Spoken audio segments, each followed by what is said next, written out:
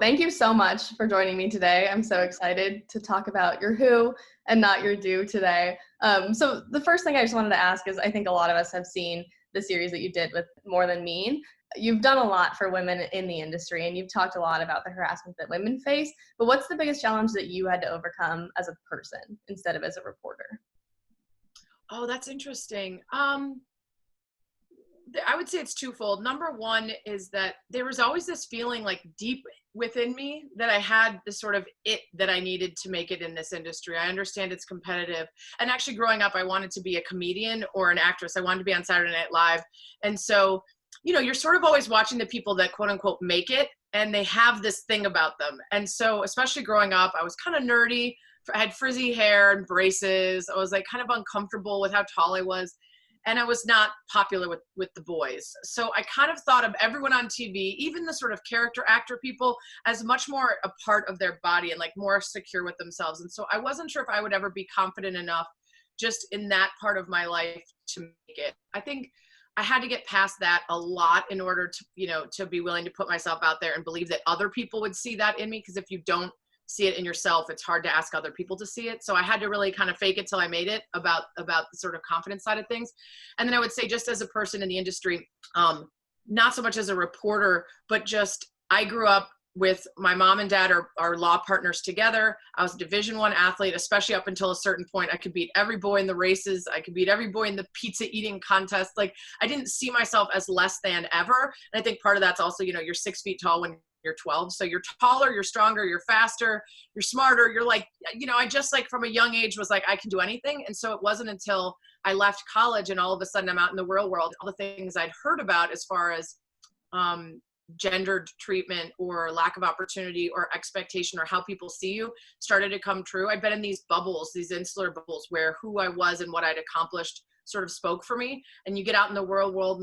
And so that was a real wake up call for me. So just as a person needing to realize that no one is immune to like society and the systemic ways that people are going to try to hold you down.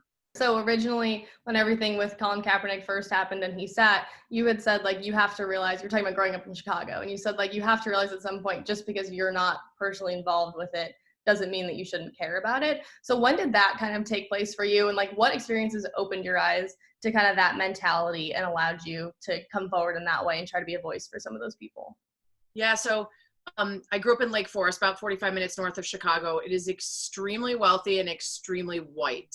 There were only a couple of students of color in my school. And so I think my parents did their best to try to make sure that we were not insular, that we would travel to places that were more diverse, and that we went to soup kitchens and donated our time. And they weren't like, I didn't drive a Hummer to school like a lot of my classmates. My parents tried their best to keep us from becoming little a-holes. But I remember thinking growing up, why would anyone want to live anywhere but here? It's so beautiful and wonderful and safe and lovely. And then, I went off to Cornell, and my world was opened up a bit. Now I'm still talking Ivy League bubble, very, very, elite. So again, it was just a little bit of an opening up of my understanding, meeting all these people from across the country and so many different backgrounds. Then it opens up a little more. After college, I moved to Chicago, downtown Chicago, before I moved to LA. And as I'm getting opened up to more and more people and more experiences and backgrounds, I realized how insular my growing up was. And it made me even more thankful for what I had been given, and more aware of how many legs up I got that so many other people don't. And because I'd always been so grateful and thankful for the teachers and the coaches and the people that I had in my life, I think it made me want to give back a ton. And so then I started working with this group, Embark, in Chicago. And that's where I really started to learn about, first of all, Chicago being one of the most segregated cities in the country, but also this idea that there are people that live a couple miles away from Lake Michigan in Chicago, and they've never seen it. There are kids who don't have grocery stores in their neighborhood, who don't have visions of hope and opportunity in their very own neighborhoods that they can learn from. And so to expect them to understand the opportunities in the great big wide world around them, even though they're never faced with those opportunities, is so unfair. And so to try to give everybody a better shot at happiness and success, to me, is the way the world should work. And so I try to take that approach with any marginalized group that's fighting for equality. I just think fairness is like the baseline for everything that I try to do. Right. And you talked about some of those people in your life. So I was just wondering if there's one person who's changed your perspective on that or anything else more than anyone else like in your life in the past, who would that person be? Oh gosh. I don't know if there is one in particular. It's been really interesting that my biggest mentors at ESPN, and I had not thought about this until you just asked me that question. My biggest mentors at ESPN are all people of color. It's, one of our highest executives, Rob King, who took a shot on me and brought me into ESPNW. It's Jamel Hill, who, asked the producers of her show to use me as the fill-in host when she was out, when I wasn't getting any TV. And she said, "Why are you not on TV? Oh my gosh, you need to." And as soon as she did that, it kind of opened the door for all the other shows. It's Dan Labitard, who is a Cuban American, who's been such a huge mentor for me on radio. And there's been others for sure, but it's interesting. Those three are often the ones I point to the most, who have taught me the most and have led me the most in this industry.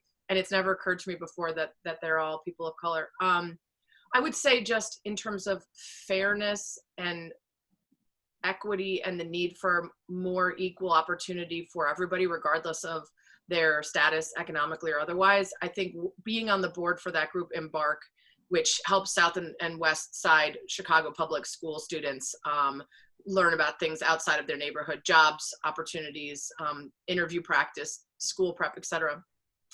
That was my biggest eye-opener, to really see on an everyday basis the differences between how I grew up and what it meant for me to go to class and come home and go to sports and whatever versus what it is for others. When I looked at your story of Dylan McCullough, I mean, it was incredible, like chills all the way through. And so I think one of the things that has really interested me about the industry is that you guys spend so much of your time like telling other people's stories. And you kind of mentioned like that awkwardness when you were younger. So have you always been comfortable telling your own, or was that kind of something that you came into more as you got older?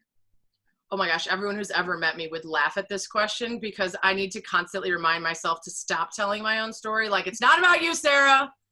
Which is probably why I grew up wanting to be like on the stage and being a performer. I'm like, everybody, look at me.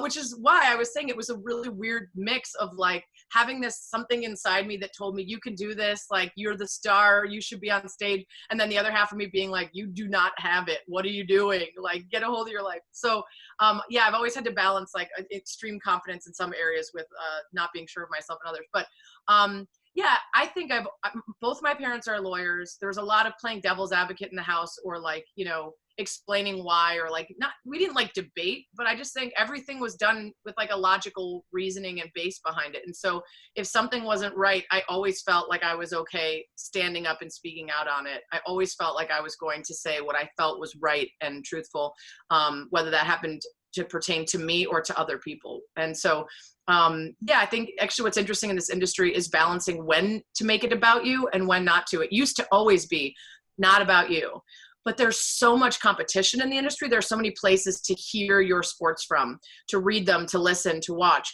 that you do have to give people a reason to want to get it from you. And that might be because you're so good at delivering the news. It doesn't matter what your personality is or what you bring into it, but it might also be that they do want to get to know you, specifically on radio. I got 3 hours every night.